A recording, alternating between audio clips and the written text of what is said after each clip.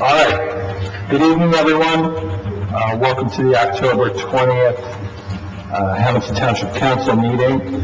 This meeting is being held with the benefit of public notice as required by the Open Public Meetings Act. And Madam Clerk, would you call the roll? Mr. Caravelli? Here. Ms. Phillips? Here. Mr. Whalen? Here. Mr. Reparo? Here. Mr. Ty? Here. And it appears that everyone is going to hear us loud and clear. Please let us know whether you're in the room or online if you're unable to hear us. But it seems like the sound system is pretty loud and clear tonight. So thank you to our township employees who worked to correct the problems that we had last week. So we're going to start off with communications. The Wilson, we're going to start with the Pledge of Allegiance, led by Councilman Picaro. Thank you, I'm sorry. Roll call. Madam Clerk, would you call the roll? Mr. Caravelli? Here. Ms. Phillips? Here. Mr. Whalen? Here. Mr. Reparo? Here. Mr. Ty? Here. All right. Flag salute. I pledge allegiance to the flag of the United States of America and to the republic for which it stands, one nation, under God, indivisible, with liberty and justice for all. Councilman Caravelli, would you lead us in the invocation? Eternal God, guide this council body to serve the people of this township with compassion and humility. May we pray for our world, country, and township as we recover and heal through the pandemic. Give us the faith, Lord, as we persevere through these challenges, and may we find solace in your many examples from your most holy word. From you, we know that mercy is endless and your compassion inexhaustible.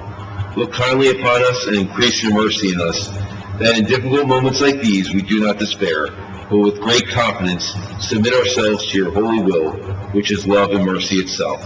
To your name and honor, we honor forever. Amen.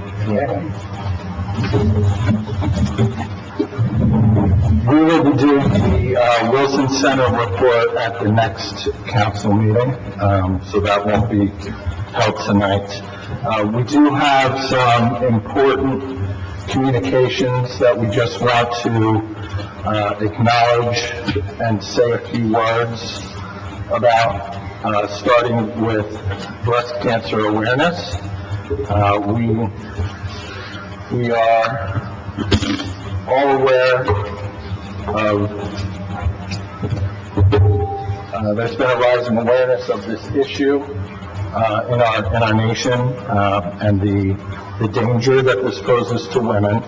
And so because we are, along with Breast Cancer Awareness Month, dedicated to increasing public knowledge about the importance of the early detection of breast cancer and prompt treatment that can significantly reduce the suffering and deaths caused by this disease, and because breast cancer remains the second leading cause of cancer deaths among American women, and both men and women should be aware that there are factors that can contribute to the risk of developing this disease, and that you can reduce your risk of breast cancer through healthy lifestyle choices. We resolve as the Hamilton Township Council to urge all women and their families to get facts about mammography and treatment for breast cancer and finding a cure for this disease. And so with that said, unless there are any other comments from any other members of council, I will entertain a motion on this communication. I'll make a motion on communication to recognize Breast Cancer Awareness Month. I'll second it. Madam Clerk? Mr. Caravelli? Yes. Ms. Phillips? Yes. Mr. Whalen? Yes. Mr. Reparo? Yes. Mr. Ty? Yes. Okay, so next up is a communication recognizing Blindness Awareness Month. October is also Blindness Awareness Month, which was launched in 2009 to bringing heightened focus to the blind and visually impaired community and the realities of living without sight. There are an estimated 2.2 billion people around the globe who suffer from some form of visual impairment or blindness. And so there are tips that we want you to be aware of for maintaining eye health, like watching your sugar. Diabetics, or like my grandmother actually, was declared legally blind due to her diabetes. Diabetics are 25 times more likely to develop blindness or visual impairment. Wash your hands. Wear sunglasses to reduce exposure of your eyes to harmful UV rays. Monitor device time, avoid eye strain, and get checked out. There are many eye disorders that could be easily treated or even prevented through early detection. And so therefore, it is resolved by this council that we recognize the month of October as Blindness Awareness Month as a platform for blind and visually impaired people to tell their own stories, as well as inspiring others, and also to remind everyone that we do not have to be defined by our physical limitations. And with that, I will entertain a motion for communication C2. Yes, Council President, I make a motion to move C2. I'll second the motion. Madam Clerk. Mr. Carabelli? Yes. Ms. Phillips? Yes. Mr. Whalen? Yes. Mr. Reparo? Yes. Mr. Ty? Yes. All right, next we have a resolution recognizing that this week is Red Ribbon Week, which is the objective of Red Ribbon Week, say that 10 times fast. The objective of Red Ribbon Week is to promote the creation of drug-free communities through drug prevention efforts, education, parental involvement, and community-wide support.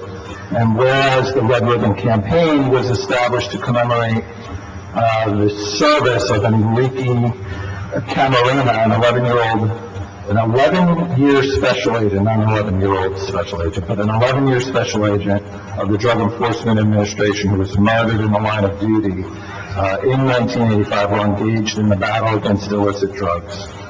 And whereas this campaign's been nationally recognized since 1988 to preserve Special Agent Camarena's memory and to further the cause for which he gave his life, and it's now the oldest and largest drug prevention program in the nation. And whereas drug abuse, as we all too well know in Hamilton, is one of the major challenges that our nation faces in securing a safe and healthy future for our families. And whereas parents, youth, schools, businesses, law enforcement agencies, religious institutions, service organizations, our senior citizens, medical and military personnel, sports teams, and other individuals throughout our community will demonstrate their commitment to healthy, productive, and drug-free lifestyles by wearing and displaying red ribbons during this week-long celebration. And so be it resolved by this council that the Hamilton Township Council supports the goals and ideals of Red Ribbon Week, encourages children and teens to choose to live drug-free lives, and encourages the people of Hamilton Township to promote the creation of drug-free communities and to participate in drug prevention activities to show support for healthy, productive, and drug-free lifestyles. And be it further resolved by this council that we recognize the period of October 23rd through October 31st as Red Ribbon Week, and we support the theme, be happy, be brave, be drug-free, and further recognize October in Hamilton as Drug Prevention Awareness Month. And with that, I will entertain a motion to pass communication C3. Council President, I'll make a motion to pass communication C3, Red Ribbon Week. I second the motion. Madam Clerk? Mr. Carabelli? Yes. Ms. Phillips? Yes. Mr. Whalen? Yes. Mr. Reparo? Yes. Mr. Todd? Yes. And so next is Communication C4, recognizing the National Day of Advocacy for Imagining a Day Without Water. Whereas recognizing this National Day of Advocacy, Imagine a Day Without Water, it's actually being held on October 21st, which is an organized effort to educate the public about why water is an essential and valuable resource, highlighting the critical importance of access to reliable clean water and the need for water infrastructure investments necessary to maintain and rebuild these vital systems. And whereas the infrastructure that brings 90,000 Hamilton Township residents an average of 80 to 100 gallons of water per person per day, and then safely returns the water to the environment in a function that's essential to the quality of life, environment, and economic vitality of our township. And whereas a day without water would be a public health and safety crisis due to the impacts which would limit the abilities of safety personnel such as firefighters and hospital staff to do their jobs, as well as businesses and homes to function.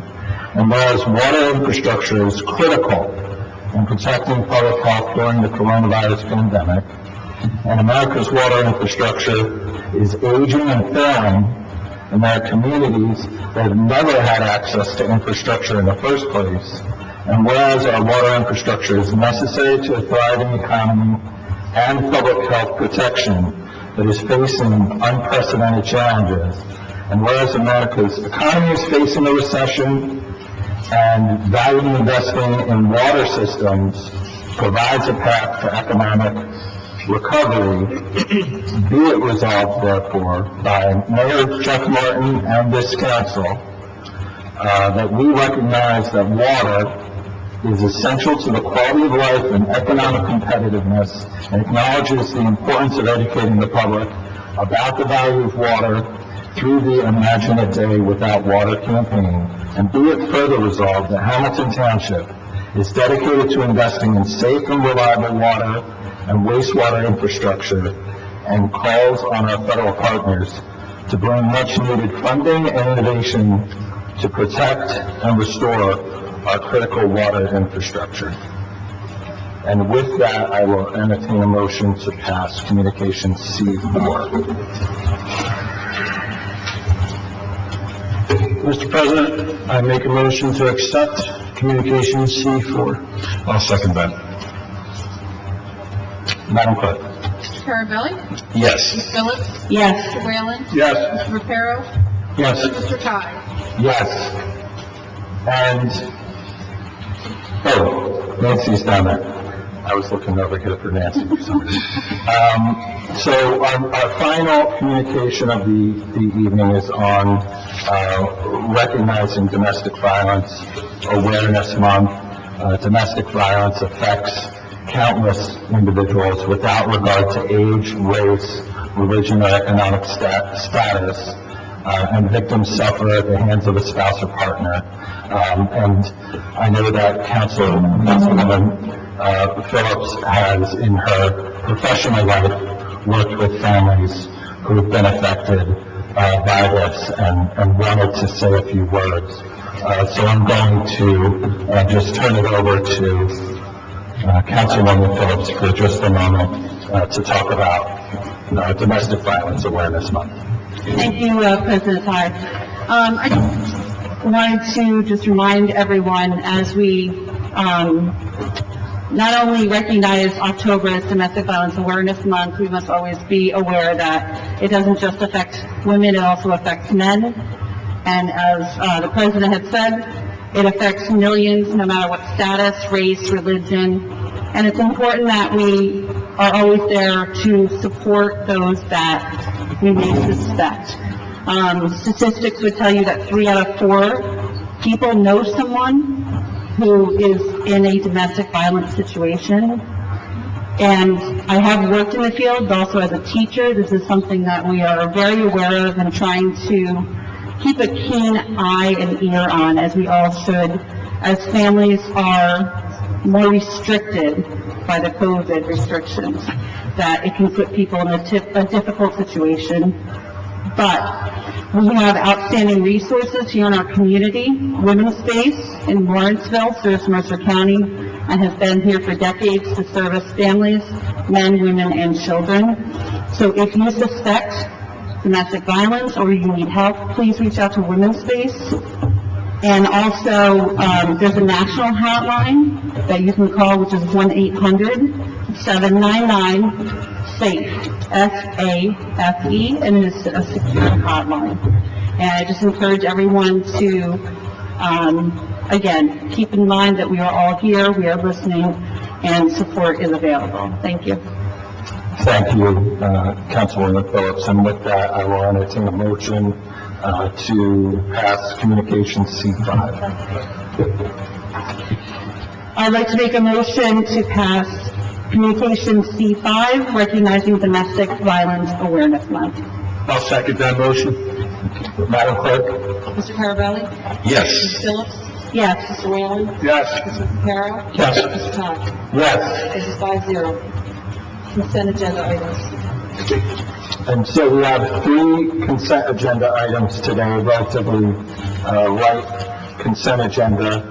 They are all fee refunds. A couple of those are, I believe, COVID-related, and the other is a refund of a fee for a change of occupancy inspection fee. So unless council has any comments on any of these, we will open it up to public comment.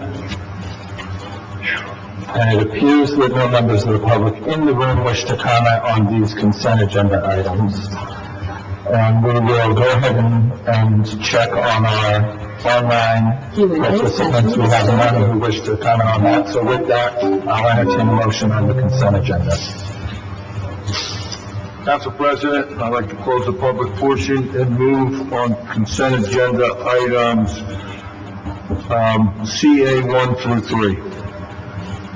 I'll second the motion. Madam Clerk?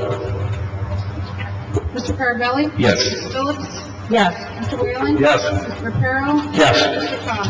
Yes. This is 5-0. Q&A session is over. And now we'll move on to Resolution 1. Resolution 1 is a resolution authorizing the submission of a grant application to the United States Environmental Protection Agency for a Brownfields Program cleanup grant to conduct site investigation and remediation work at the former Near Para Rubber site located at 1849 East State Street and identified as Block 1636, Lot 4 in the Township of Hamilton, Mercer County, New Jersey. The grant amount is $500,000. And this is, I just want to point out another example of a property that has been long neglected, a brownfield, and this administration in cooperation with this council is focusing on revitalizing this Brownway neighborhood. This is also located in Brownway. So this is yet another example of the efforts to bring economic revitalization to the Brownway section of Hamilton by cleaning up this brownfield and making this property hopefully usable again, for productive use. So do any members of council wish to comment or have any questions on Resolution 1? Not sure. I just have one quick question. Do we know what the overall estimate would be for cleaning up that site, Kat? No. No. I don't have really an idea of that at this Okay. point, so, but I think this is good to make application here, Sure, and we can yeah. at least Yeah. investigate that. Definitely. Okay. Anybody in the room, members of the public, wish to comment on Resolution 1? It appears that none of the 3 individuals in attendance in the room wish to comment. Q&A session has started.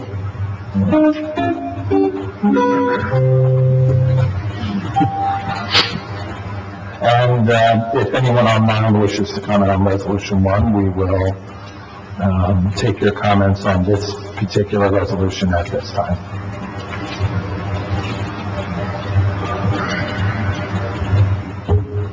It appears that no one online wishes to comment, so I will entertain a motion.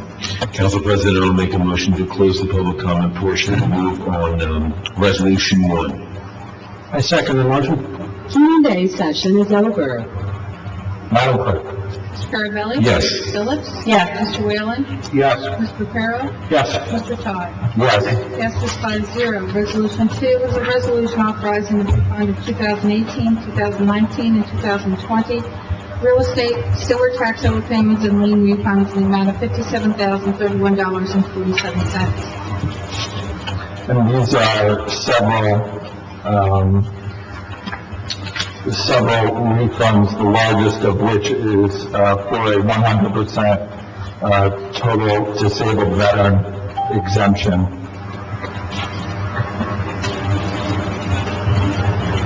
And unless anybody on council has any questions or comments, then we can go ahead and open it up to the public on Resolution 2. Q&A session has started.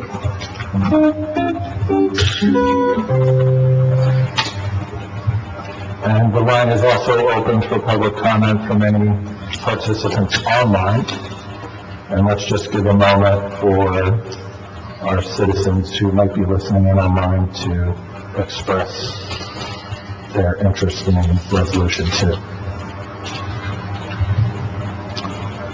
And it appears that no one wants to speak on Resolution 2, so therefore I will entertain a motion. Council President, make a motion to move, to close the public comment portion and move resolution number 2. I'll second that.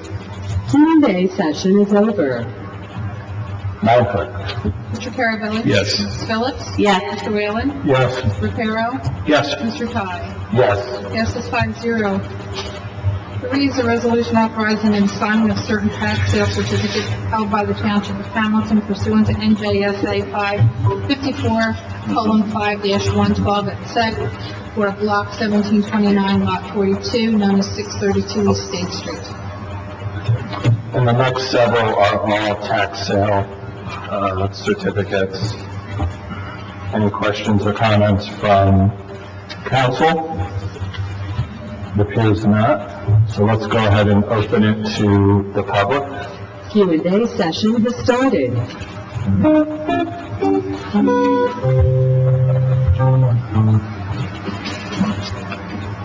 And we're just going to give a moment for members of the public online to queue up if they wish to speak on this matter. And it appears that no one wishes to comment, so I'll entertain a motion. Council President, I'd like to make a motion to close public comment and move on resolution 3. Do I have a second?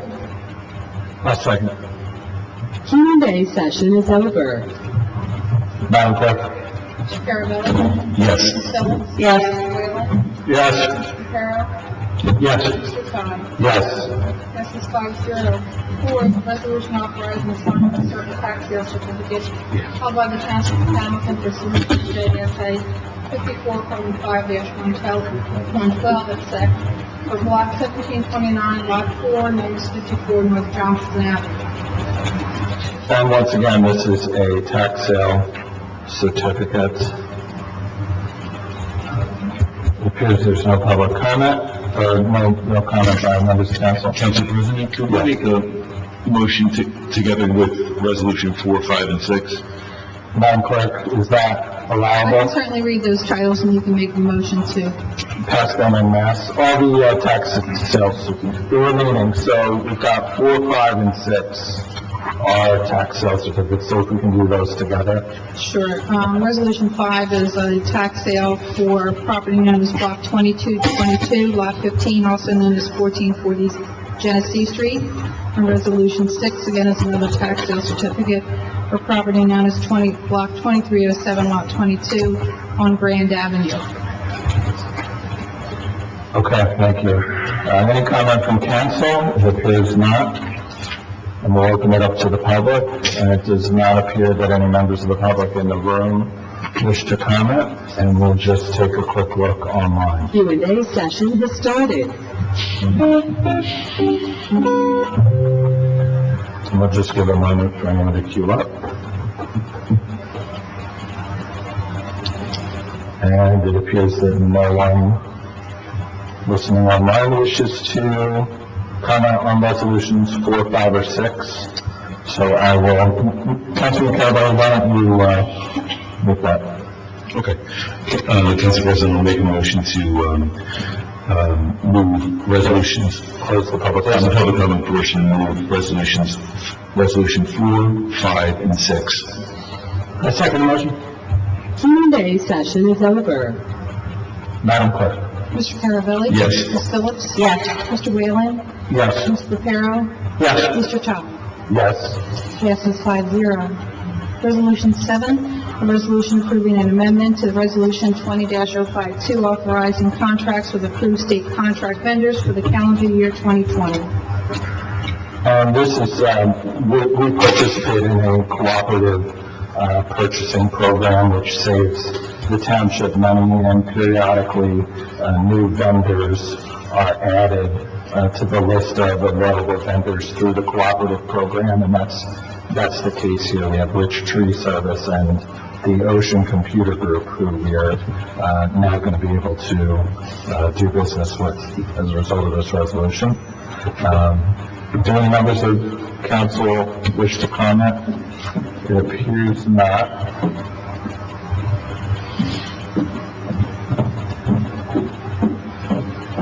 So we will check with the public to see if any members of the public wish to comment on. Q&A session has started.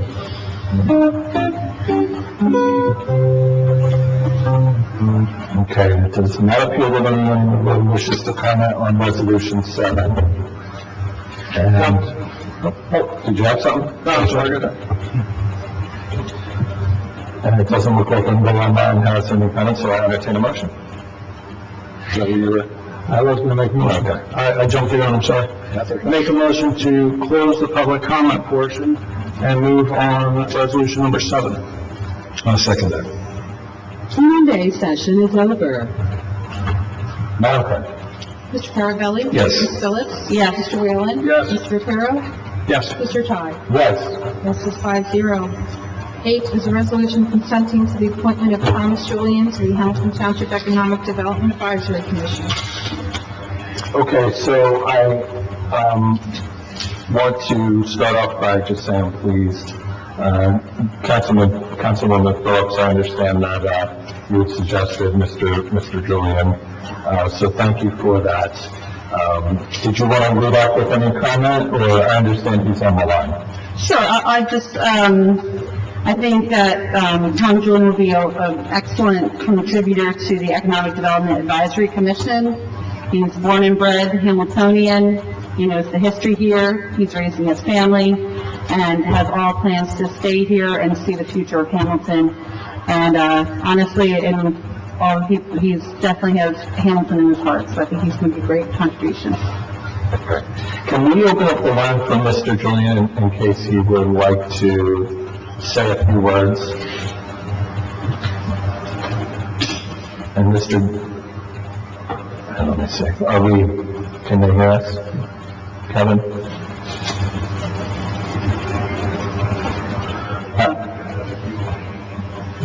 Mr. Julian, if you wish to make a comment or say hello and you're online, go ahead and raise your hand. Q&A session has started.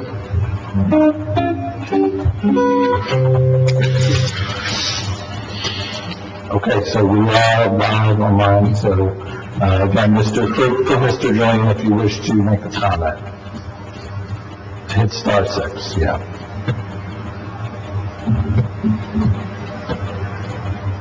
Do you have him? Okay, Mr. Julian, can you hear us? Yes, I can hear you. Can you hear me? Yes, we can. Thank you for volunteering your time to work on the Economic Development Advisory Commission. Of course, I'm very much looking forward to it. As Nancy mentioned, I was born in Hamilton and moved back home when I wanted to raise a family. So I'm very excited to be able to contribute to the ongoing economic development of the town, looking at beautiful character and bring it into the, into the economic street. I've got experience working with entrepreneurs, working in China, working in healthcare, as well as understanding hopefully what brings families to a town and keeps families in a town like Hamilton, such as recreational activities, restaurants, etc. So I'm extremely excited to be part of the committee. Thank you very much. Welcome aboard, and it's premature for me to say welcome aboard until we vote, but thank you for your willingness to serve, and with that, unless any members of council have any additional comment, we're voting, actually, we do need to open it up to public comment before we vote, so if any members of the public wish to comment on Mr. Julian's appointment to the Township Economic Development Advisory Commission, now would be the time. And it appears that no members of the public in the room wish to comment, and there are no members of the public online who wish to comment. So with that, Okay, Council President, with pleasure, I'd like to make a motion to pass Resolution 8. Oh, I'm sorry, that's to close public comment and pass Resolution 8. I'll second. Q&A session is over. Madam Clerk. Mr. Carabelli? Yes. Mr. Phillips? Yes. Mr. Whalen? Yes. Mr. Reparo? Yes. Mr. Todd? Yes. Passes 5-0. Resolution 9 is a resolution establishing a contract for the purchase of one new unused 2020 KCX 210D excavator with new Epiroc BC 2500 draw pressure attachment with Case Construction and authorized dealer of Roth Tractor of Mid-Atlantic LLC by use of the Sourcewell National Pricing System, amount of $246,500 maximum. Okay. Thank you. Any questions or comments? It's a major equipment purchase. Any questions or comments from council? This was already approved in the council budget, correct? Yeah, it was already approved in the capital budget, and we came in under the amount that we allocated, I believe.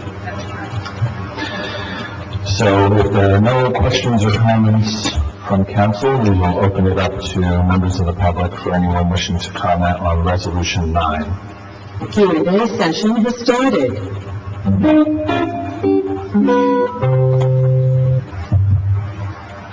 And we are live for anyone who wishes to comment, both in the room and online.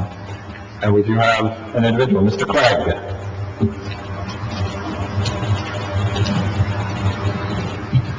Could you give us your name and address? Steve Clayton, Wolfpack Road. Can you hear through this? Yep. I'm just curious, are we replacing a piece of equipment?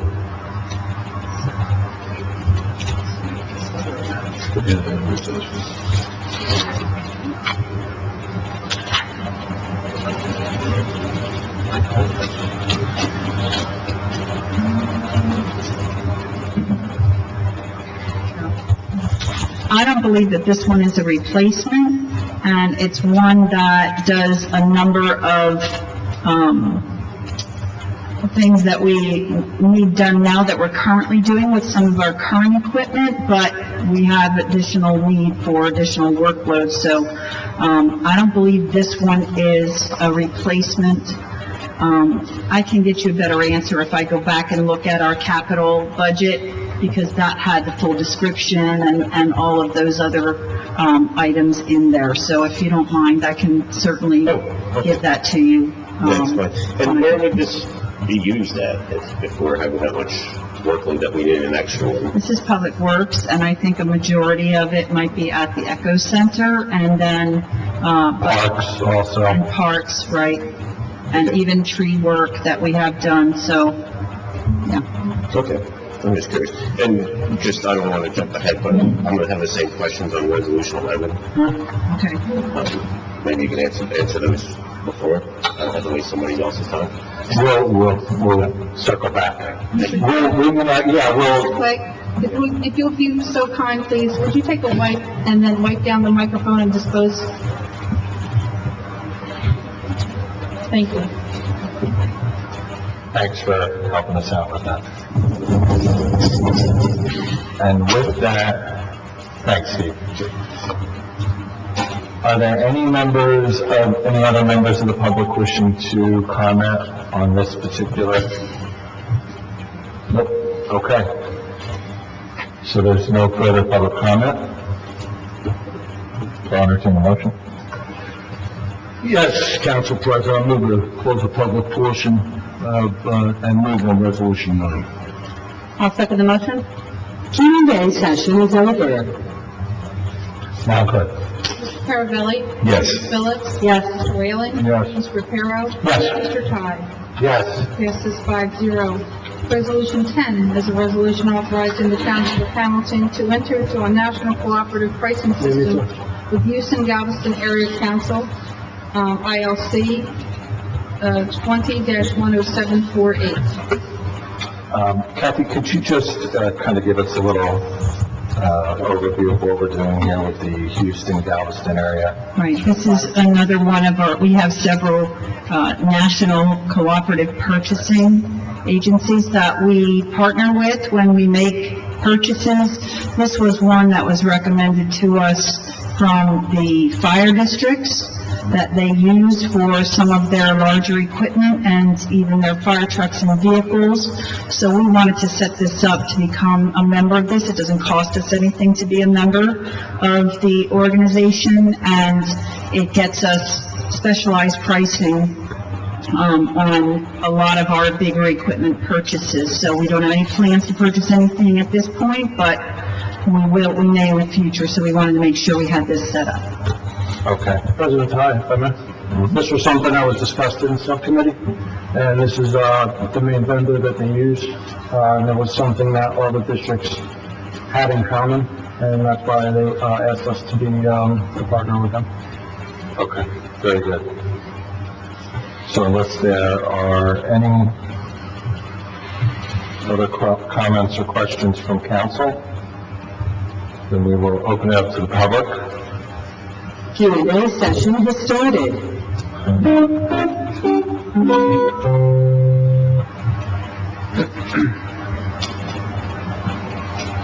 Ron, Kevin, on that? We have someone? We do not have anyone. Okay, I'll entertain a motion. I'll make a motion, Council President, to close the public comment portion and move resolution 10. I second the motion. Q&A session is over. Madam Clerk? Mr. Carabelli? Yes. Mrs. Phillips? Yes. Mr. Whalen? Yes. Mr. Reparo? Yes. Mr. Ty? Yes.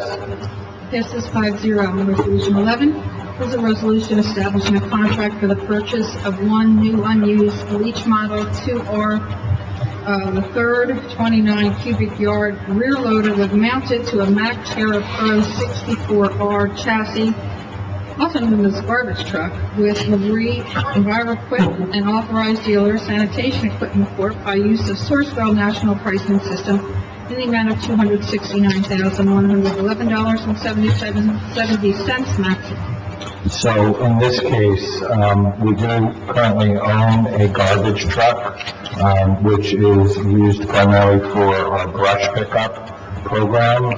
They're in need of a new truck in order to be able to operate that program more efficiently. And so that's the explanation. This one is a replacement of a 2003 rear loading vehicle. This one has a couple of other features that allows it to be more efficient use. And then looking back on the other one too, Mr. Clegg, I know that that's used very often in our road department too. It's an excavator for the most part, and so we do a lot of roads in-house when we can, so it'll be used for that as well. But I'll still get you an answer on that, what definitively, whether it's a replacement. I don't believe it is, but we'll check. But this one on Resolution 11 is a replacement of an older 2003 vehicle. Okay, do any other members of the public any members of council first wish to comment? There's not. So any other comments or questions from the public? Q&A session has started.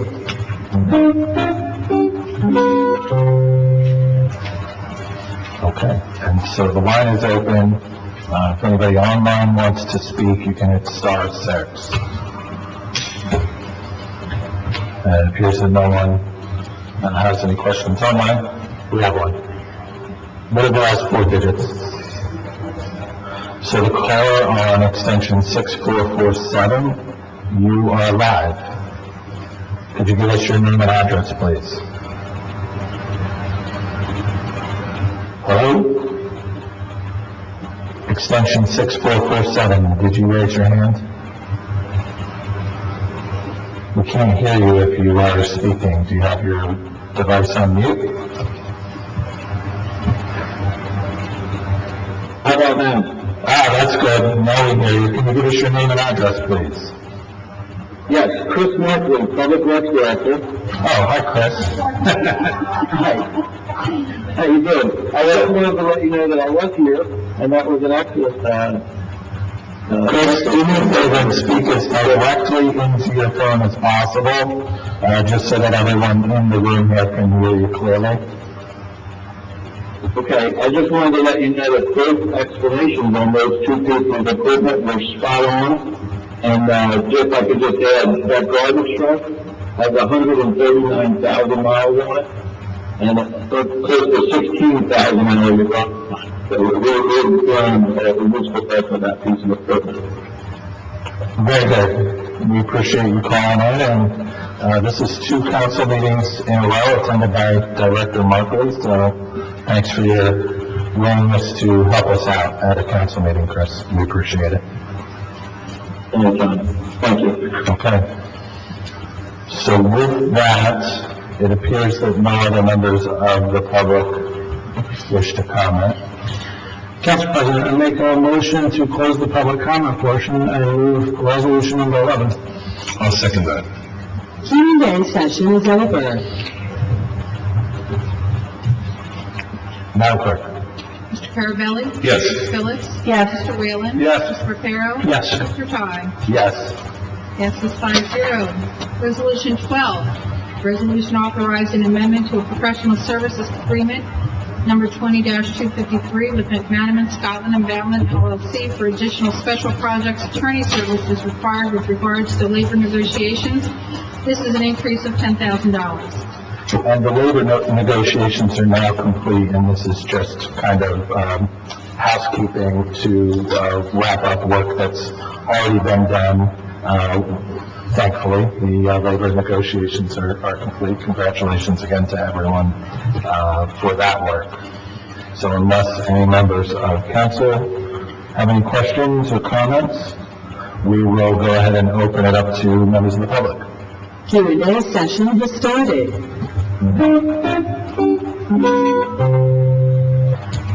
I like how official it is when we announce that the Q&A session has started every single time.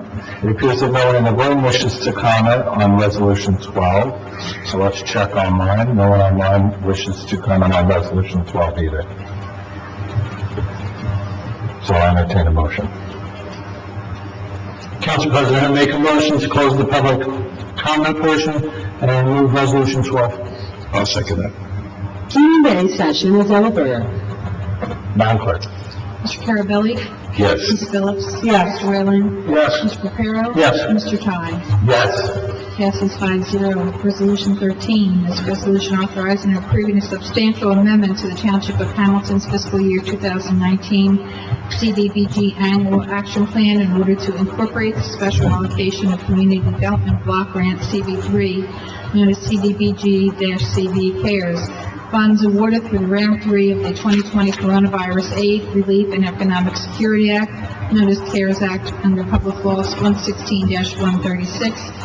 This is in the amount of $667,314. And these are funds that are going to help provide relief to members of our community, business owners,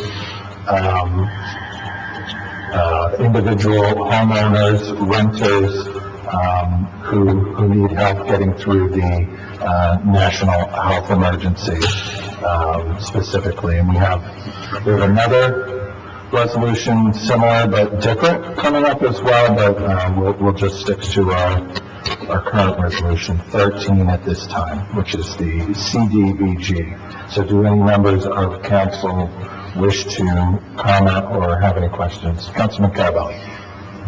So, Kathy, as it pertains to the economic development support, job retention, the 200,000 that has been dedicated towards that, can I get a little bit more of an explanation on what that actually entails? I'm not sure which one you're talking about. So there's a breakdown in the budget, the initial budget Right. for those 3 to 4 items. One was Arm & Hammer rent utility assistance and program administration. I see, yeah. 200,000, a little bit over. Mortgage foreclosure prevention. I was just curious on the economic development support, job retention. I'm thrilled we received the money. I just wanted to understand a little bit better what. Right, I think this is, the grant in and of itself is really to prevent, people that have problems with mortgage and rent, and to prevent, eviction or foreclosure. And so I would imagine the business portion of that is also for either mortgages or loans, for their business properties as well. So, and it's really designed, and there's a lot of different, criteria that you have to meet in terms of income limits and that in order to qualify for these funds. So it's all handled through our housing department. And to piggyback on that, Kathy, anyone who wishes to participate in this program can contact Al-Anon or our housing department in order to apply for these funds. That's correct. So there is going to be a public hearing on this, right? Can you repeat that? Is there going to be a public hearing on this to describe the program, or is that? There was. There was, okay. On the 19th, okay, on Monday. I guess they would need to contact, the administration and also Arm & for just information on this available funding. Okay. Okay. So with that, we will go ahead and open it up to the public. Q&A session has started.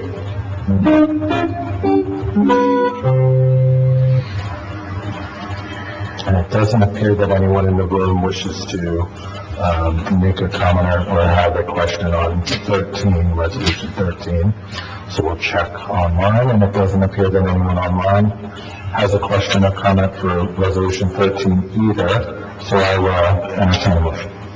Council President, I move to close public comment and pass Resolution 13. I'll second that. Q&A session is over. Madam Clerk. Mr. Carabelli? Yes. Ms. Phillips? Yes. Mr. Whalen? Yes. Mr. Reparo? Yes. Mr. Ty? Yes.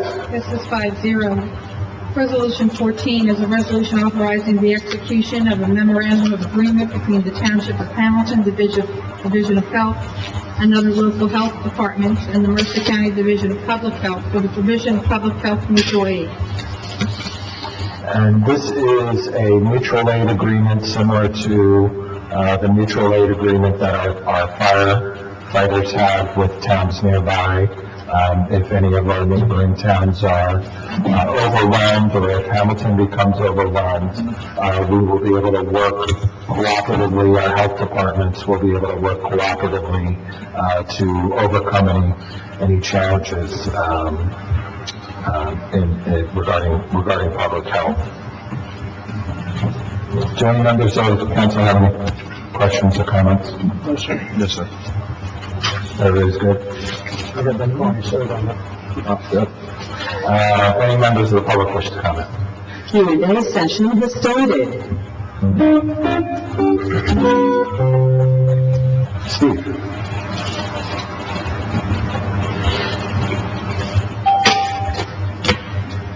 Steve Clegg with Peck Road. I'm just curious, what other municipalities would this encompass? Or has that agreement, or the agreements haven't been written yet, is it? Let's see. I'm not sure who else participates, but we can check if the county wants to It's through the county. provide that information.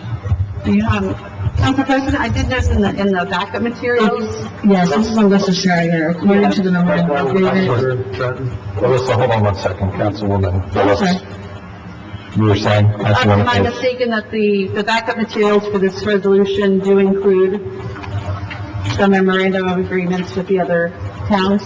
Yeah, I saw that also. You wanna read them all? Sure. Councilwoman? So I see Ewing Township, Hamilton, of course, Hopewell, West Windsor, Montgomery, Trenton, Lawrence, Princeton, and those are all the towns, and then in relation to, with Mercer County. And what types of services would this encompass? Public health, everything that our, so let's see, everything that our public health department does. Only during an emergency as well, and it would be for either personnel to be able to administer to the public health needs or requirements at the time, or sometimes it's for equipment that we would share as well. So I think it's just in cases of extreme emergency where, we would help each other out. Examples include designated health officer coverage for vacation or illness, animal control officer coverage, road risk inspectors, communicable disease outbreak response, REHS, emergency response inspection, REHS, specialized expertise consultation, peer-to-peer training and standardization of public health practices. Yeah, so I think that pretty much covers it. Thank you. Thank you. And thanks for wiping things down over there again, Steve. Appreciate it. I'm doing it anyway. Just not sure what I'm here. That's all right. Everyone online is covering their ears right now. At least they know we're safe. Okay, so with that, do we have anybody else online, Kevin? All right, seeing no other members of the public wishing to comment? Yes, Council President, I move to close the public portion and move on Resolution 14. And second the motion? Q&A session is over. Madam Clerk? Mr. Carabelli? Yes. Ms. Phillips? Yes. Mr. Whalen? Yes. Mr. Reparo? Yes. Mr. Todd? Yes. Yes, it's 5-0. 15 is a resolution authorizing the submission of a grant application with the State of New Jersey Department of Community Affairs through the Division of Local Government Services for a Local Government Emergency Fund, CRF grant, in the amount of $1,877,299. So,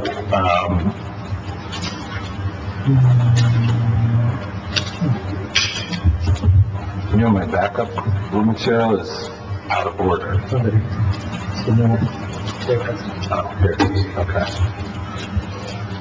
So, this is for nearly $1.9 million in federal funds, which are being made available to us through the state for additional, for resources that we've had to expend in response to the national health emergency. Obviously, the township has had a loss in revenue. Many organizations throughout the township have had to expend additional monies, including Councilman Carabelli or Councilman Papero, are some of our sports leagues, and we are making funds available through this funding for our sports leagues to help to defray the additional costs that have been, incurred by the leagues, and additionally, thanks to the efforts of Councilman Carabelli and Councilman Caparo, we are also going to be restoring a portion of funds in addition to this COVID funding, but additional grants that we have made to our leagues in the past, which we did not budget for this year because we didn't anticipate that the leagues were going to be holding their seasons. But in light of the fact that many of our leagues did persevere and, provide that opportunity to the kids in the community, and we want to be supportive of that effort. I'm happy to announce that we're going to be able to restore a portion of those funds, which in the past have been allocated. Now, I know that as a part of the effort, Councilman Caparo, that you had some ideas about moving forward and efforts that we want to make in order to ensure the well-being of our sports leagues as we move forward. I don't know if that was something you were prepared to. That's okay. First and foremost, I think, with this year being as challenging as it was financially, I commend the mayor's administration for thinking about the kids and making sure they get the money to cover the costs that were incurred by COVID. With that said, we will address some of those other issues with the recreation in the coming future, and I look forward to the discussions that we're going to have. And Councilman Carabelli, I know you've been deeply involved throughout the years with our leagues. Did you want to make any comment? Well, I just wanted to comment that I think, first of all, I was excited to learn that we actually received this funding. I think it's going to, help offset some of the costs that the township took on for some of the COVID expenses that hit them severely over the last, 6 to 8 months. I also note that the small business restaurant aid is also essential. And I know a lot of restaurants out there are hurting, and we had our meeting in this room where we had the restaurants who were all their comments were very heartfelt. They were honest with us. They were frank, and they talked to Director Dumont about, what needs to be done moving forward and how we can make this, a workable situation with outdoor dining and just the importance that we're going to offer to our small business community. That's one piece that I just wanted to mention. So I was excited to see that offered here in this allocation of funding. Look, to even have, and I know we have a couple members here of, they do great work in our community regarding youth sports. To even think about having, under the CDC guidelines and executing a game plan for a season, whether it's soccer, baseball, football, what you name it. Tremendous amount of hurdles that needed to be overcome to actually see a season through. And look, as a father of 2 kids, during that pandemic, the early shutdown, and I know we're faced with it right now, but that was difficult. You needed that physical time outside, and we were thrilled that the leagues opened up and the governor gave the green light. And there's individuals out there and volunteers out there that give their all every year and make a significant investment of time, and make a significant investment of time and energy to their specific league. So they need to be commended. I think there needs to be and we talked about this, and this gets a little off topic with, the donations and the stipends. We can talk about that a little bit later, but we didn't even know if we were going to have a season going into our budget cycle. So to see it for those entities that actually, those sports leagues that actually had a season, to see it back in the budget, and look, it's a small drop that hopefully helps them through this, because we know, number one, certain things participation may have been down slightly. People were afraid to come back. There's also, concession stands were down, and different revenue streams were down from these organizations. So we want to try to do our best to make sure that this doesn't affect, the registration fees that folks got to pay and things of that nature, because we don't want any child to be left out there and not part of an organization as we move forward. I think that we need to look into this, whether it's, through the rec department and how we follow through with plan going forward. But I think this definitely does help. Looking at what we have in front of us tonight, hopefully those leagues can benefit from some of the allocation that you see here tonight, and moving forward, we have a new vision and take a closer look at how to proceed. So, Great, thank you. Yeah, this money is really going to help with a wide range, a number of aspects of our community that were affected. Within the government, one of our departments that was most affected was our Department of Health. And they've had to expend a lot of additional resources in their response to this.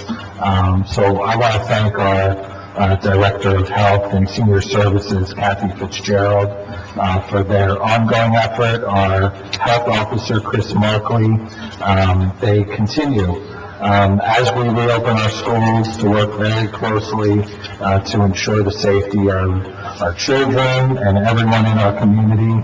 And these funds are going to help ensure that they can do that work effectively. And I know that Councilwoman Phillips, as a member of the board of one of our community centers, you were concerned about the safety of our community centers and ensuring that funds could be made available to ensure the safety of our community centers as volunteers and workers go about providing the services at our community centers. I didn't know if you wanted to say a word or two about that. Well, thank you, Council President. As a council liaison to the Wilson Center, I know that COVID has had a tremendous impact on their ability to service the public. And one of those has definitely been in keeping both their employees safe and keeping the public safe. So seeing some of this allocated in order to increase their safety will again increase what they can do for the community.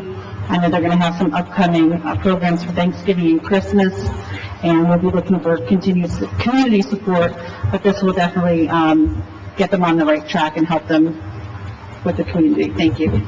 I just want to correct myself. It's Chris Hellwig, not Chris Markley, who is our health officer. Chris Markley is an excellent director of public works.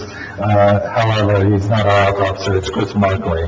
Chris Hellwig, and I want to just recognize for his ongoing hard work for our community. So, thank you, Councilman Phillips, and any other questions or comments from members of council? No, sir. Okay, with that, we'll go ahead and open it up to the public on Resolution 15. Q&A session has started. Hi, could you give us your name and your address? Yes, Jeannie Anderson, Groville, Allentown Road, Morville. Hi, my first time here. I was glad to see not a lot of people here because I'm not really that afraid of you guys, it's everybody else. Thank you.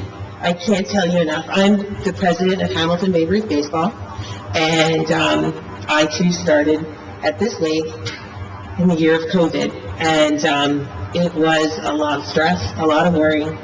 Our leagues, I've been a volunteer, I'll be going into my 18th year. I spent 16 years at Sunnybrook Little League, and the last 3 being president there. And Madeline moved up to the older kids. And, when you're in this role, those kids, every single one of those kids, you have to worry about them as much as your own. And we struggled to make those decisions whether or not to be open. And I can't tell you how much parents, children, and the neighbors in our community, when we turned our lights on, it was literally like the bat signal. And bikes, people walked over, and as I stood at the gate and took information and did the COVID forms, I would say, well, who are you here with? Which team? and the number of people from the neighboring that they just walked over. And then we had a lot of people who didn't want to come inside. They wanted to be a little safe. We left all the back screening off, and they sat in the grass, and, you know, they brought their dogs, and it was a great time. And for a couple of hours, we forgot about COVID. It was all about baseball. So anything you can do to help us is tremendously appreciated. Thank you is not enough. We realize the circumstances. We're taxpayers. We live in town. I've lived here my whole life. And I understand. It's hard, but I understand. So the time that you all put towards this, again, thank you. And I would love to see something that our groups can do in conjunction with council and the township so that we can all work together. I think our groups represent the kids of our town, and it's a big town with a lot of kids. I think all of us can be successful and succeed. The success of one shouldn't be at the expense of another. And I think there's a lot available that we don't know. I mean, a lot of us are just parents that stepped up and said, okay, I'll do it. And then once somebody knew you would volunteer, you were always going to volunteer. So if we could put together even a volunteer committee or something of that nature to make Hamilton better. You know, our kids, especially my age group, I'm with the 13, 14s, and 15-year-olds, they're most at risk for bad behavior, depression, drugs, and I take that to heart. You know, when we have kids that pass that have been in our group from drugs or whatever, it's heartbreaking. You know, I don't necessarily have contact with them currently, but I think if we provide a place where kids can enjoy themselves and be part of our community with your help and our working together, accessing grants and things like that, I think that we would maybe take a little less burden off of the town itself, kind of that give us a hand up instead of a handout. So I appreciate the time that you put into it, the fact that you went back and looked at it. Thank you. I would share with my parents of my league. My mom and dad are proud too, but my parents in the league and the kids, that, you know, our township does care, and it means a lot. Okay, thank you. Before you run away. Yes, I just want to say that from at least three of us, we know what it's like to be president or on the executive board from a Little League. So we commend you for taking that role for the 18 years, for as long as you decide to do it. Most people don't understand what it takes to be involved. Most people don't understand what it's like to do something just because you want to do the right thing. You give up your own time, you give up holidays, you give up family time for the better of not just the kids, but the whole league and the future of the league. Most people don't get it. Hopefully, with your words, now they get it.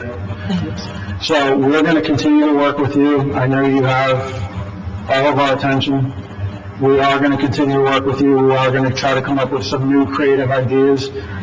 More kids need to play baseball. That's just the way it should be. So we need to get more kids involved in baseball. It teaches a lot about life, the teamwork, depending on one another, working together. There's a lot to be said for it. Some people get it, some people don't. This administration and this council does get it, and we're all here to support you. This was not just us. This was in conjunction with the mayor's office and the administration too. We all worked together. We all put our heads together and said, we need to do this together. And that's how we got where we got to. We're not going to go away, and we just need you to know that. Thank you. I played my Babe Ruth baseball at Swartlick Park, and, I wouldn't have had that experience without volunteers like you. So thank you for volunteering, and I know that Councilman Carbone and Councilman Papero have been deeply involved in volunteering with their leagues over the years, and Councilman Whalen was formerly head coach of one of our American Legion teams in town. So you have a lot of baseball allies on this council. We all care very much. We all recognize what an important part of this community it is, and the excellence that's come from Hamilton Babe Ruth over the years, especially. I mean, the historic significance of that league. It's the first Babe Ruth league in the country. And I still like getting over to Swartlick once or twice a year to catch a game, is a great place to watch a ball game. So, thank you for your volunteerism and persevering, to you and all the parents, who put so much time in to provide that experience, for the kids, and, I just think it's a really important part of our community. I'm glad that we have these funds available to, be able to do at least a little bit to help you along through a tough time. This was a total team effort, when the business administrator and the mayor and everybody got together, that's what was decided. And we're not holding it against the mayor, that he's a Mets fan, it's okay. Well, I'm a long-suffering Phillies fan, so, really, I think we're arm in arm at this Gene, point. if you could, I'd just like to get your number before we leave, if we could exchange numbers. Real quick, Council President, if I might interject a little here. Councilman Mellon. First off, thank you and all the other volunteers from all the leagues. Like the other council member said, it was a tough time. Nobody knew what we were going to be faced with later on in the summer. And to prepare your leagues to be able to put ball players on the field, I know, speaking for everybody, you all should be commended. Anybody that's involved in youth baseball, from Little League to American Legion, whatever, you're volunteering your time and you're putting the effort. And I got to correct Rick. Number one, I was never the head coach of Post 31. I was the assistant. I never want to say that credit. But that being said, and Councilman Calvelli and Councilman Paparelli, a point that we all know leagues are struggling. And some were struggling before the pandemic. Players are down. We got to find a way, like the councilman said, is to come up with some ideas, and we need to start getting creative. Now's not the time to talk about it, but I want to be part of that. I think we can come up with some solutions that we could better promote youth baseball here in Hamilton, where we talk about playing community first, which is important. I grew up in Hamilton Township when it was community first and foremost, and I think you know what I'm talking about. But that's for another day. But I'm glad that this was passed, and that we're going to be able to help out some of these leagues with some monetary money to keep them afloat. Again, thank you for everything you do, and everybody else that's involved in youth sports in Hamilton Township. Thanks. Thank you. So I do look forward to working with you.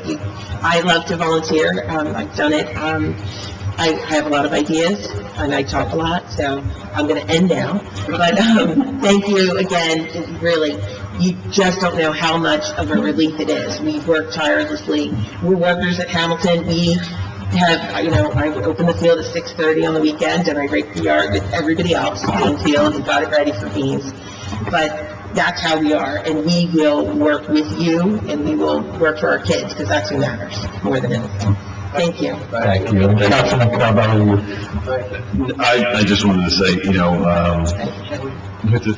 I said she can't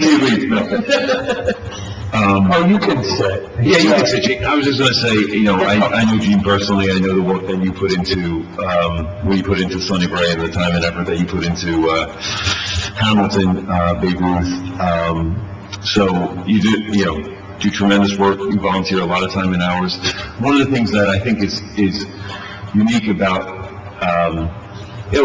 any sport, but I think that, it's a neighborhood feel, right? You don't just, you have children in the league or involved in the league, but they also go, Daddy, can I go down and actually watch a game and watch a 12-year-old game? And they look up, it gives a mentoring aspect to their lives, and they can look up to these kids, and it also obviously takes them off the devices, the iPods, the iPad, and I remember many evenings we would do that. And I look forward to more memories of not just them playing, but being involved in that neighborhood aspect. So, just thank you for all you do, and we look forward to having further discussions on this topic and regarding Babe Ruth and specifically that topic as well, but with the administration and also with this council body. So thank you for being here, Chief. Thank you. I'm gonna do my clean up, don't tell me. Thank you. We appreciate it. And, I do want to mention, because we talked a lot about baseball, the money that's been made available, is encompassing of, multiple sports. So if you're not a baseball fan, we still got you covered, hopefully. So, with that said, we do have another gentleman. I'm guessing he's from, Nottingham Little League. What do you think? I was just my name is Chris Drury, Country Lane, and I'm the president of Sunny Little League. I was fortunate enough to take over when Gene went over to Babe Ruth this year, so what a great year to become the league president. I'm lucky because my background at work, what I do is I've been managing this COVID virus in my workplace across the country since March. So, I was very fortunate that I kind of had a good plan, knew the steps we got to take. It was really getting our parents on board and our volunteers. And really, we knew we were going to be judged long after this virus is over, just like you guys. And it's a great job you guys have all done, especially giving us this platform to really talk about this. Even more so, exciting to come here tonight and hear some really great news, which was kind of inspiring. It definitely changed the whole mindset, the concept of where we were at, mentally. We had a league this year with over 200 kids. We only lost about 25% of our kids this year. We lost a very small number. Most of those were in T-ball. So we were very fortunate because we put a very solid plan together. We communicated very well with everybody. Sometimes to a fault, people, wow, this is a big email. Like, well, yeah, we want you to know. We want you to be informed. So, we had a great season. We had a District 12 tournament, and we had a lot of fun. To Gene's point, seeing the kids come down the hill, if you were in the Sunny Brae, you come down the hill. It's like everything else going on around you just kind of fades away. And these kids had some normalcy, whether it was coming down for a few hours, coming down to see their buddies, and, it wasn't the same. We weren't letting you in the bleachers, we were making you sit in the outfield. But we were able to put a fence in, let the families right onto the field. And they just loved it. It was fantastic. And for those that couldn't come, we were actually able to get cameras. You can log in online. You can watch the games online. So that kept the high-risk population at home, but they could still see their grandchildren play. So we had a lot of fun, but that came at a cost. A big cost to us. And you know what? If we had known this, in our mind, we heard whispers, oh, you're not going to get, the stipends are going to happen. Okay, it would have changed our mind. We were still playing because we knew that was for the better of all those children down there. And even the parents, it gave them some normalcy. But, it was a big cost burden. For us to do all the COVID stuff, it was about a $10,000 unbudgeted hit. And you guys know all about budgets, right? That was a big hit to us. It wasn't a question. Not having our concession stand open was not a huge loss. But again, we were still pressing forward because we knew we were going to do a good thing. We can't raise our prices. Our prices have to stay pretty much where they're at. We can go up a little bit maybe, but ultimately our demographics around us don't support us raising our prices much. And it's tough. It's one we can't afford, but we're doing the best we can. We just, with Gene, we would love to be involved. Really, so that allocation, those things like that are done evenly across all sports, and I think that's great, but there's just got to be some sort of reasonable formula for everybody. So we thank you for everything you guys are doing. We really appreciate it, and we look forward to seeing you at some games. Thank you. Thanks for your work. Yeah, thanks for being here. Thanks, for the invitation for opening day as well. Oh, you're It was great to see all the kids out there, and we appreciate that, and we look forward to the relationship we build with you guys. Well, we actually have, so we did a home run derby on 4th of July weekend, that opening day. That was our opening day. And one of our kids, one of our majors kids, is actually competing for a regional championship. So there's a chance to be one of the first ones. 35, right, home runs? Yeah.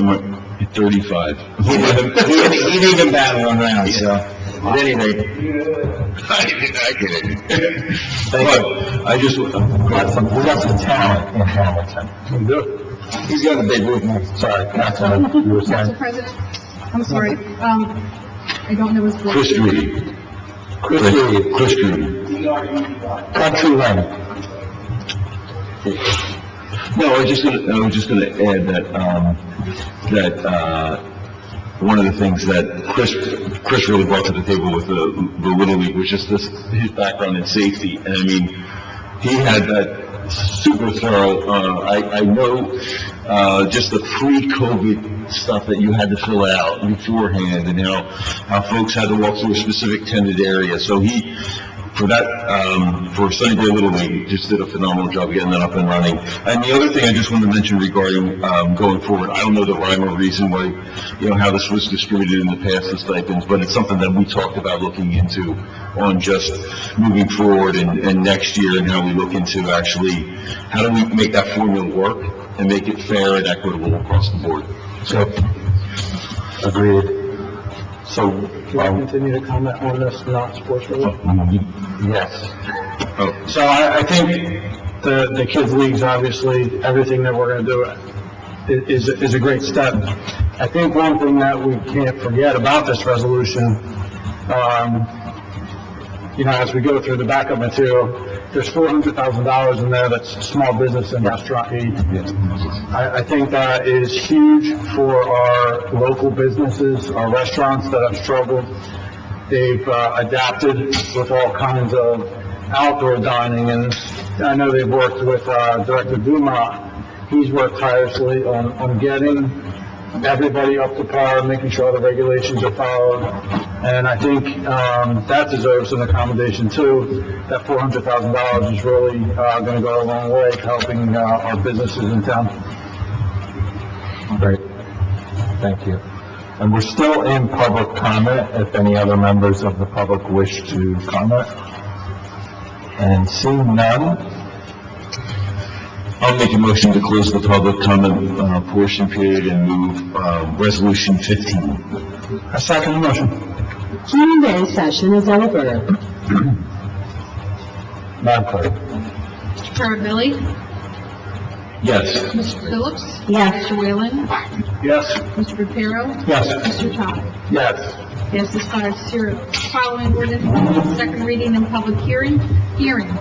Ordinance 1 is 20-047, an ordinance amending and supplementing the Code of the Township of Hamilton, New Jersey, Part 3, Land Use Legislation, Chapter 550, Land Development, Article 4, General Regulations and Design Standards, subsection 550-124, signs.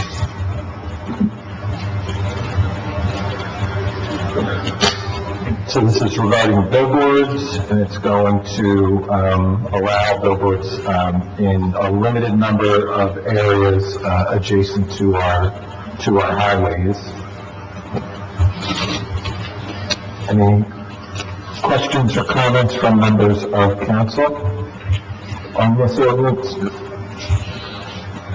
Seeing none, we'll open it up to members of the public on... Q&A session has started.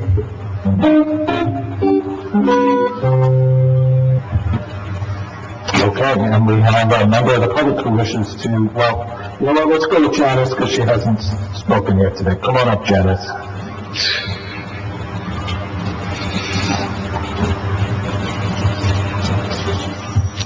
Okay, Janice Brown, 432 Trinity Avenue, Cornwall Heights.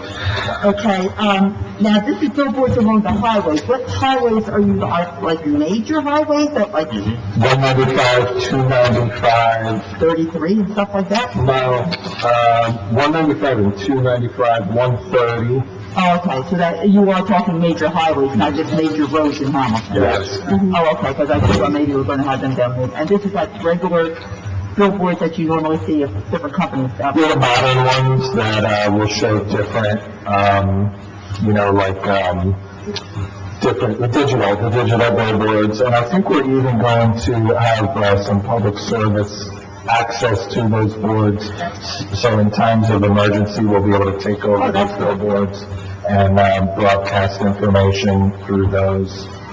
It'd especially be nice, because I always love it when there's an accident, and instead of getting people off the exit before, no, let everybody sit there for hours. Yeah. Instead of saying, yes, there's an accident up there, get off there. God forbid you have to go to the bathroom, this screwed, So, I never can understand that, why they don't get you off ahead of time. But that would be very good, that would be a good point to do. Okay, thank you. Thanks. And thanks for cleaning up over there. I watched the other. Is there anybody online in the meantime, Kevin, who wishes to comment on this? No? Okay. And it looks like we have, okay. Hello. Give us your name and address again. Hi, Chris Trudy, Countryland. So just to be specific, is this the one on 195 that's part of our property? part of your property. I'm not aware specifically No, it isn't. The two locations that are listed here are 195, which is right next to Clockner, the Clockner Road overpass. So, you know where Cabot hits Clockner? If you come down Cabot and you're at Clockner, make the left, and right where the overpass is, I believe that's the one location. Am I wrong, Kathy? This is, Correct. I'm almost certain that's the one location. And the other one, There was one for our property that we haven't heard much about. There was an agreement actually Gene had signed. so there's one on 195. The two that are additions to this are the one on 195. east of the Yardville Hamilton Square Road overpass. That might be you guys. Where's that one? Which letter is that? B. In section 1. That's already in there. Yep. G1B. So it is, we're leaving it in. It's left in, yeah. It's not, there was additional locations to additional locations from what I read and interpreted from this ordinance. And the one location that you're alluding to is in there already. Yep. Great, thank you.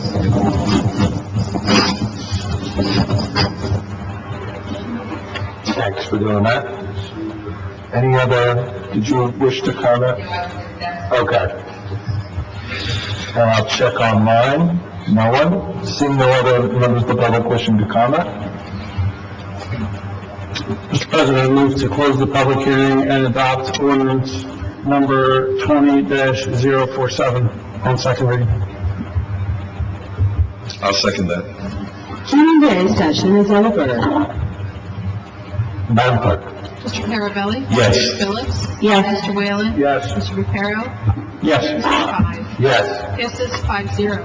Ordinance 2 is ordinance 20-051, an ordinance authorizing the acquisition of certain real property located at 1752 and 1756 East State Street in the township of Hamilton, designated as block 1637, lots 12 and 14 of the Hamilton Township Tax Map for the public purpose of affordable housing and the protection of public health and safety.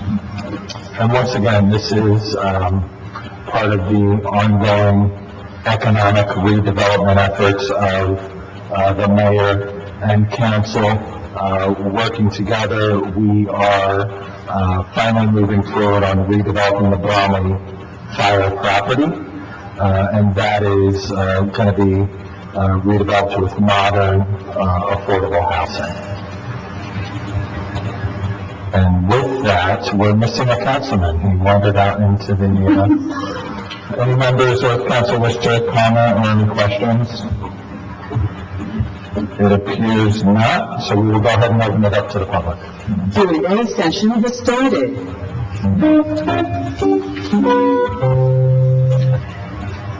Okay, the lines are open. Star 6 for anyone online who wishes to comment. And it does not appear that any members of the public wish to comment on ordinance 20-051. Council President, I'd like to make a motion to close the public hearing and adopt ordinance 20-051 on second reading. Before we second that, I have a question. Go ahead. Resolution number 7 says it's a resolution approving an amendment to resolution 20-052, correct? I apologize, we're on ordinance 20-052. I apologize. I saw something in my notes about a duplication number. I apologize. Strike that from my, it's my fault. I'll be on the next one. Yep. Okay, so that's it. Do I have a second to Councilwoman? I'll second that. Q&A session is over. Madam Clerk? Can we get to Mr. Carabelli? Yes. Mr. Phillips? Yes. Mr. Whalen? Yes. Mr. Reparo? Yes. Mr. Ty? Yes. Passes 5-0. Ordinance 3 is ordinance 20-052. An ordinance authorizing a gift acceptance agreement between the Township of Hamilton and the Mercer County Italian American Festival Association for the acquisition of certain real property identified as Gulf War era monuments displayed within Veterans Park. And this is, a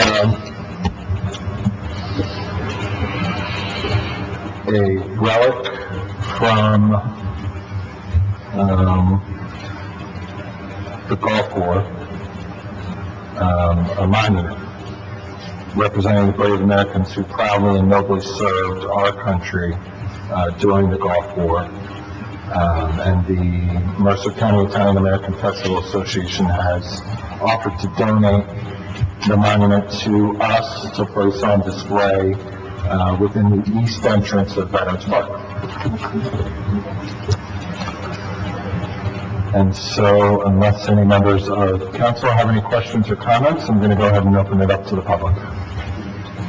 Q&A session has started.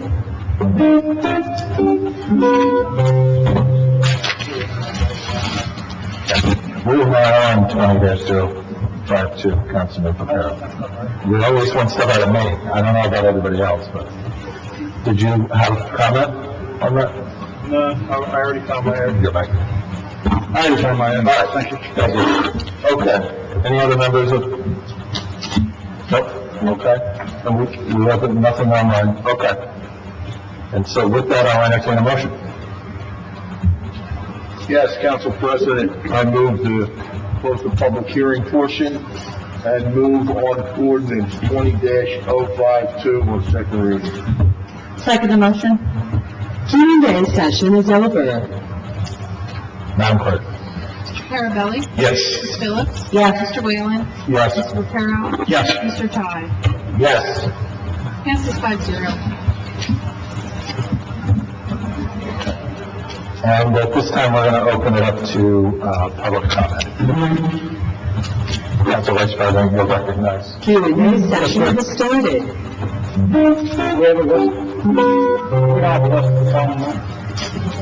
Anybody wishing to speak, please come up to the microphone. Yeah, it's okay, come on up, Ian. Just state your name and your address, please. Here's good hearing. It'll be fine. Dino Spadaccini, 3 Ernie's Court. Good to see everyone. Good to be out. I hope you feel the same way. Crazy times and, the new world we're living in. Just a couple of general comments before I get to the one item I want to get to, which is the deer hunt at DM Site 21. I haven't seen most of you since pre-pandemic. I do want to tell you, Ms. Schreiber, who I've had an opportunity to work with, has been doing a great job for you folks. I'm sure you realize that, but it's also, doing a great job with us. So keep up the good work. She's responsive. You can work with her, and she gets it. So keep up the good work. And so are many other people, but they're just not here tonight. Very briefly, brought to my attention a few weeks back, the end of September, that the Mercer County Park Commission, one of my favorite organizations, I'm not going to sit here and pretend otherwise, in their infinite wisdom, decided to expand their deer hunt this year to Dam Site 21. They've never done it previously. They decided that was a good idea. For whatever reason, I'm not sure exactly why. And this isn't about deer management practices. It's not about any of that. I don't pretend to know enough about that to even form an opinion. But what it is about is their proximity to residences. So 2 areas that they have picked out. Dam Site 21 is about 270 acres. The entire area that they're allowing hunting in is about 50 acres. And about 28 of those acres are directly behind residences, starting with mine off of Ernie's Court, moving up along Hughes Drive, and then to the rear of the homes on Flock Road. Now that area, just so you get an idea, is about 28 acres. How many acres do you think Saying Gardens is, that also has a huge deer population I pretty much run into every night when I'm out for a walk? It's 30 acres. Now, I think all of you would agree that having a deer hunt in Saying Gardens probably wouldn't be a really good idea. This is no different. This is absolutely no different. And yet, the Park Commission will continue to act like Charlie Brown's teacher and wah. And it's really, it's really insulting. And they treat everyone as if they don't have a brain. Now, I'm sure they're complying with all the state regulations which allow you to hunt within 150 feet of a home, not the property line, and within 150 feet of a home with a bug. I don't know, about you, but it seems a little close to me. And, it just doesn't seem to make a whole lot of sense. Again, they have plenty of other area that they can hunt in that park. They're keeping it open to both, park visitors and to the hunters, which seems like a recipe for disaster to me. They encourage you to continue to use the park, stay on the trails, but make sure you wear bright colors so that the hunters don't, they can distinguish you from a deer. And the crazy thing is, I understand that those areas are wooded, and that's probably where the deer are and the like, but they're baiting the deer. They're putting the corn feed there, they're allowed to bait the deer. If you're gonna bait the deer, you can do that anywhere. You don't need to do it in the wooded area. But this is just a bad idea.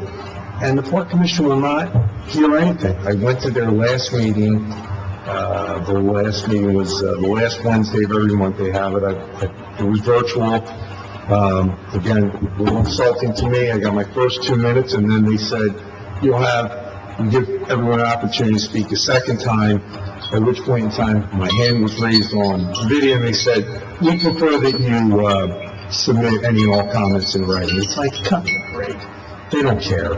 They really don't care. It just seems like every time, is that my bell going off in my gun? Yeah, we can bring you back up for an additional 2 minutes. We'll give you 2 more minutes. Yeah. We'll actually bring you back. And when you come back, you're good. Yeah.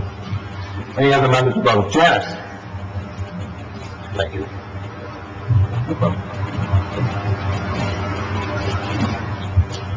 Janice, could you just wipe down that mic before you proceed, if you would, please? Pointing at you, Dino.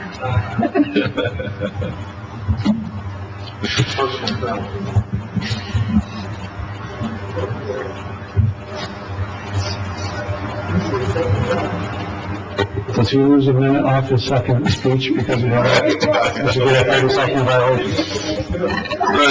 I want him to repeat everything. So, no, I'm kidding. I think I got the gist. This is my height, which is good. Janice Bonner, 432 Trinity Avenue, Cornell Heights. I was a bit disturbed when I read in the Trentonian about how the commissioners from District 2 decided to sue the township about the consolidation on the day that it was consolidated. I mean, this has been going on since they said it started in 2007. They saw that there was not the money they should get. Now, knowing consolidation was coming, after 10 years, you would start complaining then in 2017? Why would you wait until the consolidation is happening unless you want to stop the consolidation? Now, is it commissioners or is it District 2 firemen that don't want to consolidate? That really blew me out of the water because I thought this was a dead deal. And but then they say the next day that they dismissed it, but they did it without prejudice, which means they have a legal option to file another breach of contract lawsuit against Hamilton. Would that stop the consolidation again? I mean, this was, I'm sorry, a bastardly thing to do. I mean, if you had a complaint about your money, you should have started in 2017. After 10 years, you knew you were getting shortchanged. So why would you wait until the consolidation is ready to roll and then stop it? After the work you guys went to, like you said last time, with all the negotiations, and then this came about, I was a bit ticked on that. Now, can they stop it again? Well, there isn't anything that has stopped it up to this point. So it's our expectation that this is going to proceed without a hitch. I sure hope so, because the way they first started off, that they could stop it when they first went to court. This was addressed with the local finance board, and they approved our application, and they said that the potential of litigation would not stop the consolidation process. We are So there's shooting for January 1st to get this thing rolling. I mean, after 5 years, and wait till the last minute when you knew for 14 years that you had a problem, I mean, that's a little fluky doing it right on the day. It was a bump in the road, but we're moving forward. Okay, good, I am glad. And, I'm glad to see all you guys are still hot-blooded with the air conditioning on, so that hasn't changed any. And, so, you're all your normal crew. It's a little unseasonably warm today. And then, Rick, I want to say, President Hyde, I really appreciate you explaining every single thing that you're voting on, because the way it's written, we don't have a clue what's going on, and it's really wonderful that you do that, and I hope whoever, it's a continuation of how this council operates, but it's really great that you explain what it is, so we out there have a clue what you're talking about. Thank you. Thanks, Dennis. Thank you. Who's next? I don't see, I see, Mr. Cole coming up. You're on your feet. Thank you for doing that.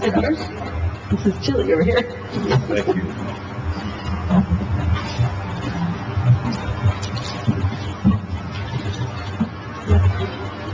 Just give us your name and address. Raphael Cohen, 265 West Avenue. I came up as a father in Hamilton Township. I learned that there's cases in a couple of schools in the township. And I don't know what are the protocols and what are you overlooking. I know that we all have kids in the schools. I just want to know what you guys done and looking over it. I know the Board of Ed is in control of that. So I just want to know. Our Board of Ed is in control of that. Our Department of Health is working closely with the Board of Ed, with the superintendent, in order to ensure the safety of our student body and of the general public. I just wanted to know. Thank you. Thanks.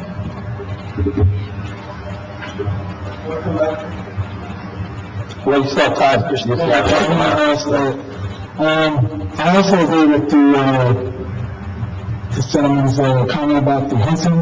Hamilton should put the citizens, residents as a priority, and it doesn't make sense to have it doesn't make sense to allow people in the park to visit and walk, and while you're having hunting going on. And also, I do also remind the public that I am still in the war about indigenous people's land. Thank you. Thank you. Thank you. Thanks for coming. Do we have any other first-time commenters? Thank you for doing that. How about online? We don't have anybody online, so we can go to... Steve, did you want to come up or no? You're okay. Second time? Sure. Only been in 30, right? We'll keep you long.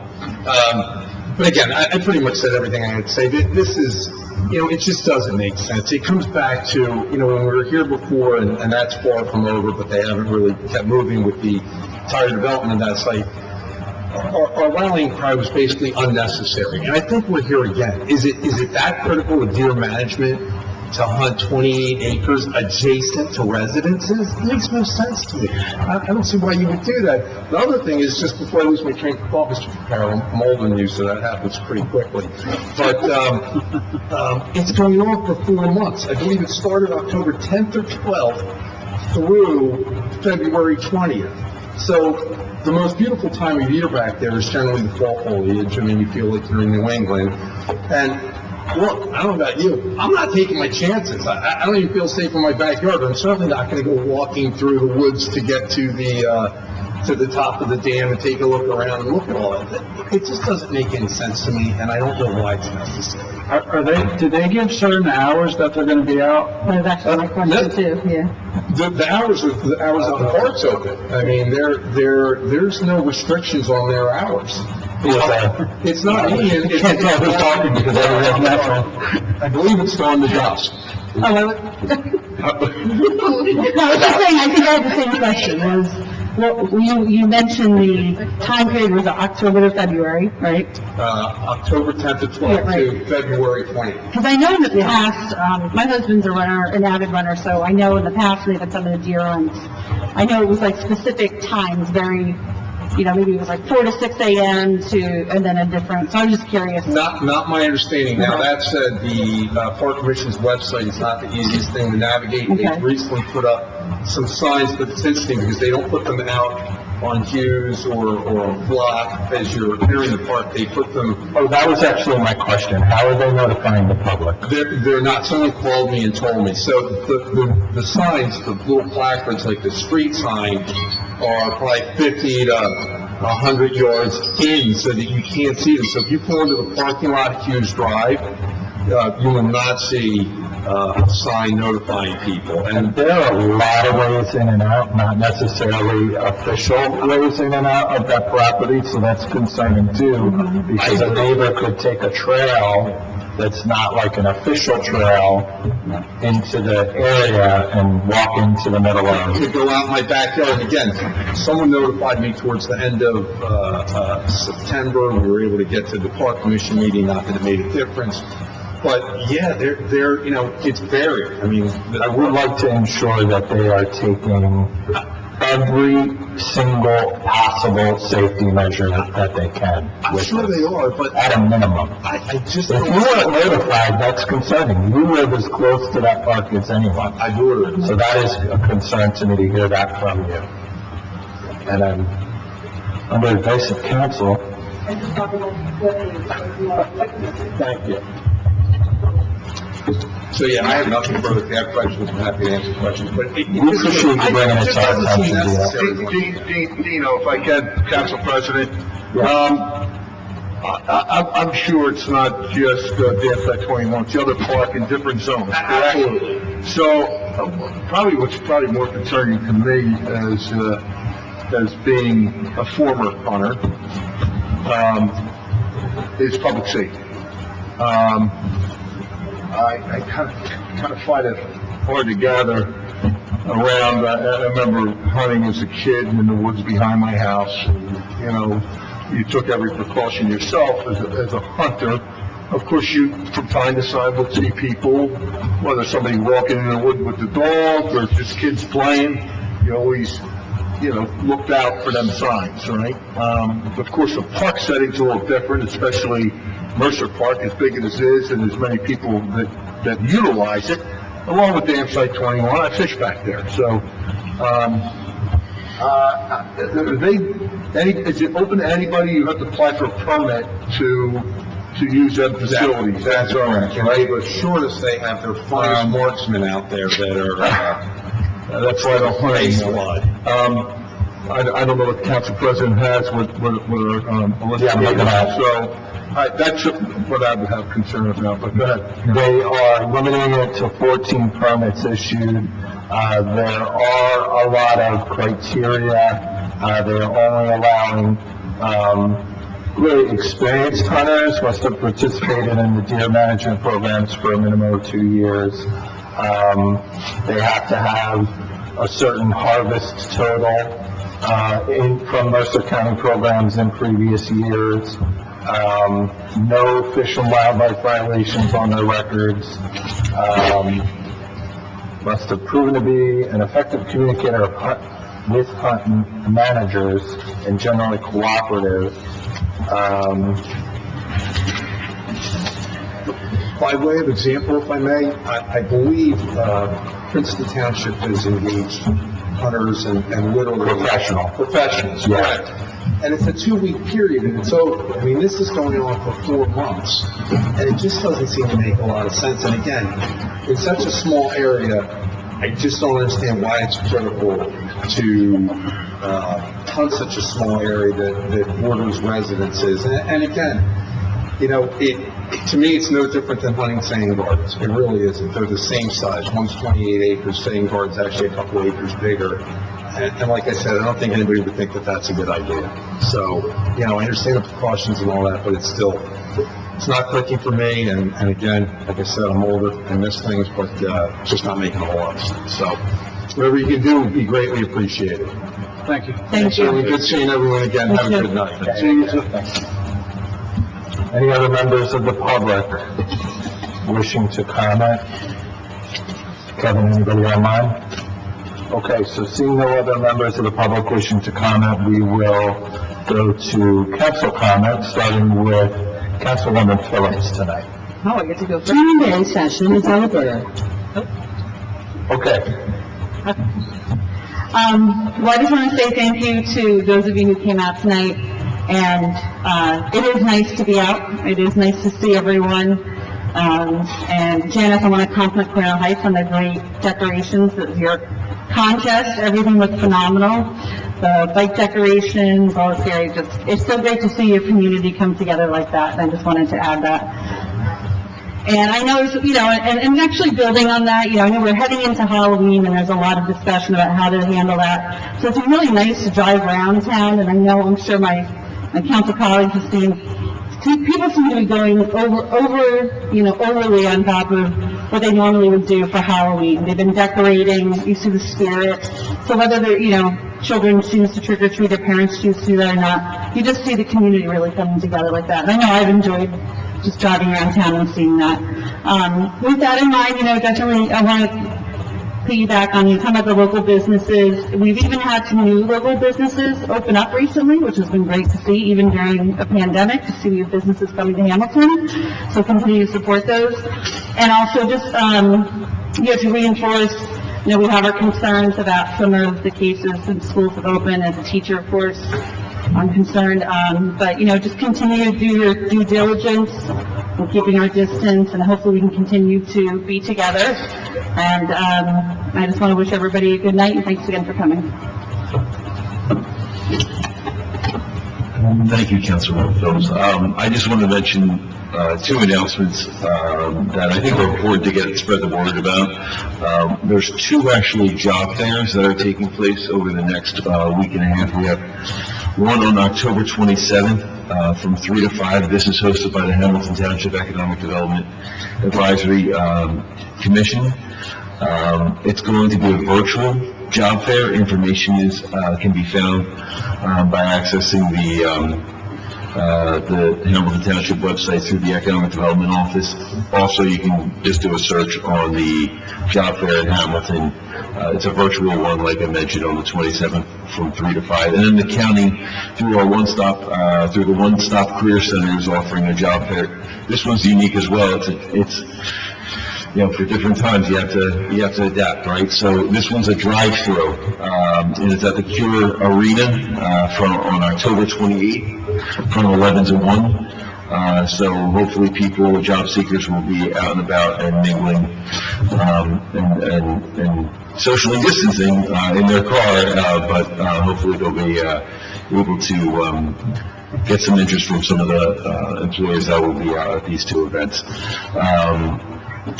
That's all really I had to mention tonight. Thanks for coming out this evening, and have a nice week ahead. Thank you. Councilman Marlin. Thank you, Council President. I too like to thank everybody for coming out tonight and those that listened in. As everybody follows the news and we see the different spikes that are happening around the country, and even as we talk in New Jersey, just do your due diligence, be safe, be prepared, and listen to the warnings. Other than that, be safe and have a good night, and thank you again for coming out. Thank you. Councilman Farrell. Thank you, sir. I also just want to keep it real brief and say thank you to everybody for coming out. We appreciate you being part of the meeting. The meeting doesn't go very far if we don't have interaction. So thank you for those that called in. Thank you for those that are listening at home. Most importantly, thank you for coming out tonight. We did have a lot of positive things. That $400,000 that's going to help our local businesses, I think, is something that we really have to hang our hat on.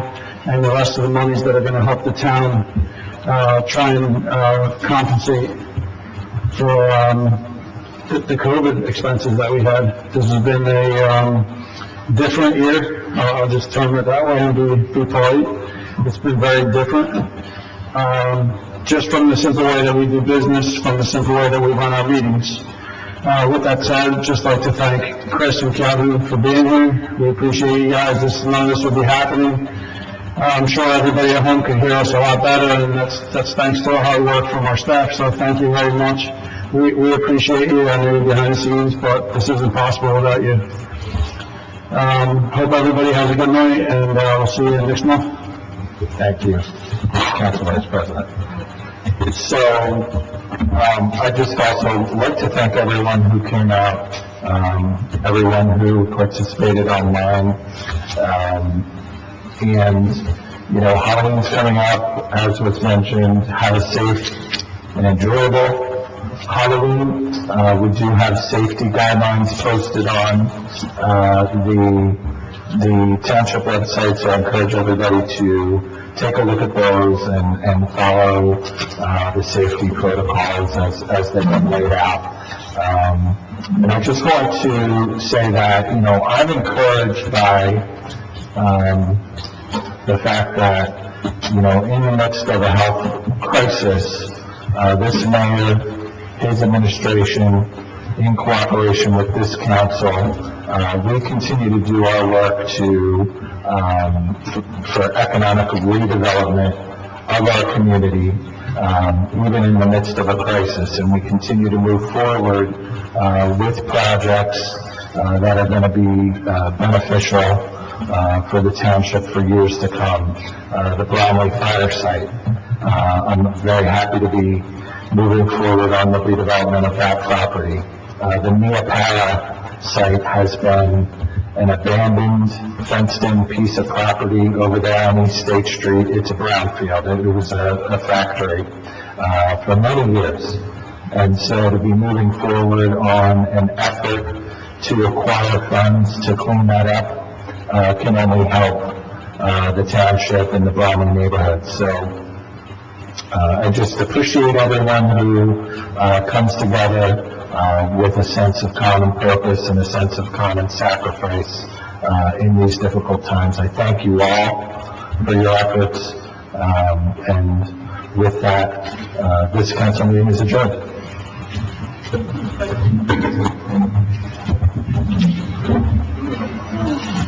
Keep going.